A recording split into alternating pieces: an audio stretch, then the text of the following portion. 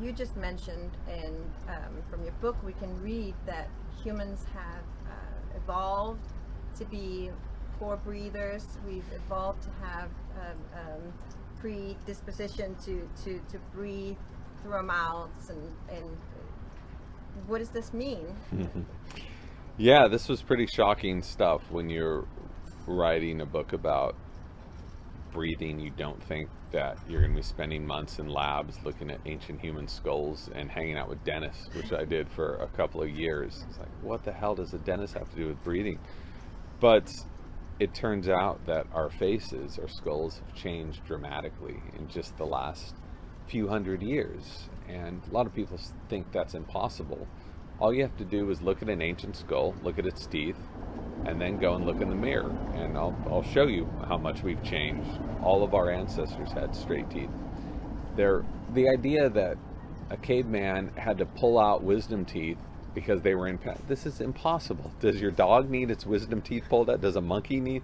No, only modern humans are the only species that need to get teeth removed because our mouths are too small for our faces. That's why teeth grow in crooked. When your mouth is too small for your face, you also have a smaller airway. You tend to mouth breathe because that upper palate, I have a very narrow upper palate, a lot of people do, pushes up into the sinus cavities, blocks the nose, and so you default to breathing like this. And the more you breathe like that, the more inflamed your adenoids, tonsils can get, the more irritated your lungs can get, the more you're forced to mouth breathe. So it's really a vicious cycle. It is a vicious cycle, and I wonder, can we break this? Because you mentioned that through the past generations, our mouths, our skulls have grown smaller and smaller until today about 90% of us have some form of malocclusion. That's right. Can we do anything to reverse this? What can we do? Well, the great thing is about living in this day and age is we have information. With information, we can take action. Once we realize the core issue of crooked teeth, which a lot of people still don't recognize. They say, oh, it's genetic. I'm like, what the hell does that mean if 200 years ago we all had straight teeth? But the core problem of crooked teeth, it's not a tooth problem. It's a mouth problem. Our teeth are just fine. They don't have room. So if you widen the mouth to the way it was supposed to have been, the teeth then have room to grow in straight. So in this day and age, we have so many different technical interventions we can use to get that mouth to be wider. There's palatal retainers, there's palatal expanders, there's palatal surgery, and all of these different tricks, they all work.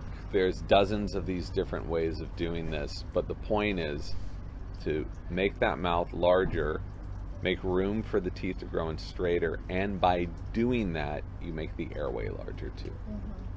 So you improve breathing. Yeah, so that's like treating the individual who is living, has been the product of generations of faces that have grown smaller. Do you think that there's any hope for like a complete reversing this path, or like going in a different direction? Absolutely. Will humans do it? Probably not. There's hope for reversing climate change. Will we do it? Probably not. Yeah. There's hope for improving the food supply. We know what is healthy food now. We know what is unhealthy food. Will we continue to be choosing unhealthy food in the future? Probably. So it comes down to an individual decision. I'm not here to tell anyone what to do. That's not my job. But I wanted to explore the core issues and then say there is a way out. To me, if we've screwed up our faces so quickly, we can reverse that just as quickly, even quicker than that, because we have different technologies that we had 200 years ago. In a single generation, 50% of a population will develop malocclusion when they switch to industrial foods. So that's what Dr. Robert Corricini found, 50% in a single generation. So if we can make ourselves so sick so quickly, we can improve ourselves just as quickly. that's what I'm experiencing too. That the body is actually really thankful and willing to improve if we initiate it. It will seek balance, seek perfection. You know. Anybody knows who's ever changed their diet to have a healthier diet, or started exercising, started doing yoga, started doing more movement, improved their posture, how quickly you improve. Not only in that problem, like with your posture or your diet. You could say, oh, I'm going to change the diet to lose weight.